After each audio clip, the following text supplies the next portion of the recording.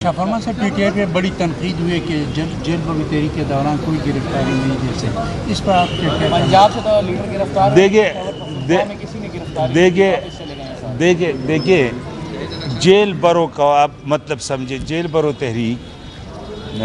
इन्होंने मुल्तान में भी ऐसा किया, लाहौर में इन्होंने चंद लीडरान को लेके तो 50, 60, 100 बंदों से तो जेल बरो की बात नहीं होगी। हम कॉल देते हैं कि गिरफ्तारी के लिए लोग आ जाएं और जो आम आदमी पीटीआई के वर्कर्स वो गिरफ्तारी देने आ जाएं। जो लीडरशिप है वो इजहार यकजहती के लिए अपने वर्कर के साथ जेल जाएंगे, क्योंकि कोई ये ना कहें कि लीडर्स बाहर बैठे हुए और वर्कर्स जा रहे हैं। अब जब वो हज़ारों लोग निकल आते हैं और वो 2-3 प्रिजनर वैन लेके आते हैं और आपके लीडरशिप को MPOs के अंदर बंद कर देते हैं आगे जो है, तो ये इससे तो जेल भरेंगे नहीं। इसीलिए हम आए और अमन तौर पर खड़े रहें और हमने दरख्वास्त की कि आप जेल के सामने प्रिजनर वैन न लेके आएँ, आप ये जेल का दरवाज़ा खोल दें,